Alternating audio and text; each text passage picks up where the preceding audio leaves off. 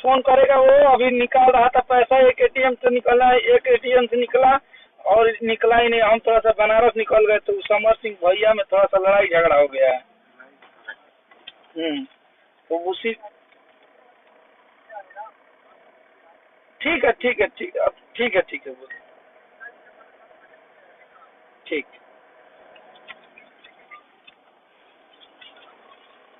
Hello नमस्कार प्रणाम, आप सब कैसन बनिया और जरूरी विषय वस्तु पर लाइव आवे के पड़ल आप सबसे।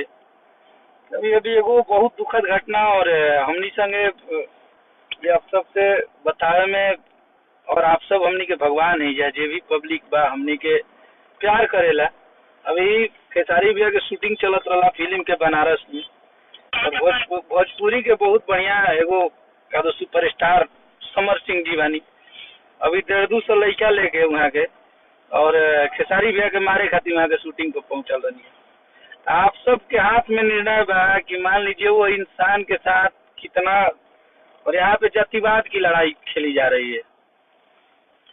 तो आप लोग प्लीज ये बात के आप सबसे आके बतावल सबसे बेहतर लागल है, और आप सबसे बतावल हम सही समझ नहीं आए। जैसे कि शेर मर्द जौन होला न कह के सामना करे रहे, अगर मर्दानगी होके मर्द आदमी लड़े खातिर कह के लड़ेला, ठीक बा। और लड़े वाला जौन इंसान होला ना कह के लड़ेला कि हेजा आवतनी, ई ना कि केहू काम करता सब कोई चुप बा, 500 लड़का ले जाके आ वजह देखावे लगी अपन गुंडाई, ठीक बा। तो मर्द हाथाना इतना अगर शौखे रहा लड़ाई झगड़ा करे खातिर तो कह लेवे के चाहत रहा कि हम आवत नहीं है जा लड़ी ला लोग हमरा ले।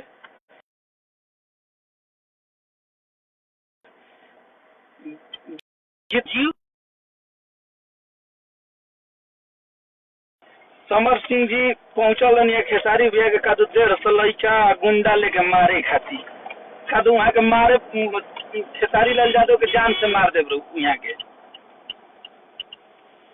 तो ये आप सब के हाथ में फैसला बा, आप सब एक हिसाब करी जा। और बहुत ज्यादा देर खातिर हम लाइव नहीं आई, अगर वो मर्द उहे होला हम तो गीत गाँव नहीं, ठीक बा गीत गाँव नहीं होला, लेकिन मर्द आदमी उहे होला ना जे सामने से लड़ेला, सामने से कह के मर्द आदमी सामने से लड़ेला।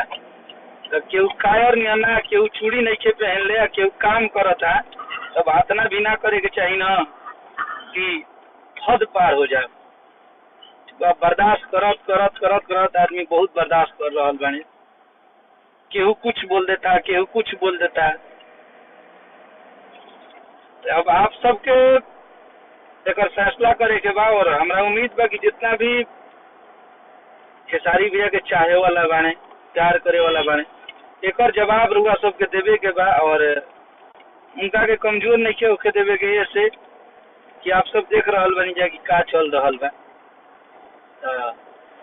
एक फैसला रुआ सबके करे के बा, और ये फैसला के जौन रुआ सबके फैसला हुई है हमनी खातिर मंजूर बा। अगर उनको इस भोजपुरी में रहने का कोई हक नहीं है तो अब आप लोग बताइए। मान लो बनारस के तो भाई केहू अपना द्वार पर कुकुरो बाघ बनेला, तू आवत है बिहार शूटिंग करे हम गुंडा जुटा के घेरे लगी, ये कौन बात ना। भोजपुरी कलाकारी है, कलाकार खातिर, और भोजपुरी में प्यार से रहल जाला, प्यार लुटावल जाला, और गीत गौनई में लड़ाई झगड़ा ना होला। ना तो लड़का लोग तारे भीरी नहीं कन सब कोई भीरी बाड़े। अगर ई सिचुएशन रहे तो मतलब लेके खेसारी लाल यादव की टीम में काम करे वाला लोग माने उनके लिए चैलेंज करके लड़ी ली। तो बनारस पटना काल अगर तारा हिम्मत होके अब तू बहुत बड़ गुंडा हो गई बड़ा लोग, तो काल टाइम द लोग जहाँ भेंट करे के भेंट कर लिया आमने सामने। जितना गुंडागर्दी तू लोग दिखा रहा बड़ा, आदमी चुप मारे प्यार से रहता है अपन काम धंधा में सब कोई। अब लोग के प्रेम मिला था तो अकेले खेसारी लाल यादव के एक तरफा गाना बजा था, तो यही में तारा लोग के प्रॉब्लम बा है।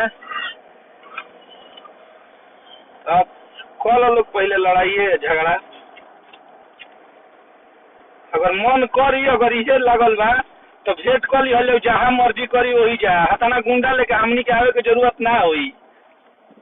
जब भोजपुरी छोड़ा ही के पड़ी लिखल उखल, तो जब औकात के बात आ जाई तो साफ राफ हो जाई 1 मिनट में, उतना सोचे के ना पड़ी। आदमी चुप बाने, ऊपर से चोरियो कर, सीना जोरियो कर। हाँ, केहू कहता कि सब कोई हमार हई ह।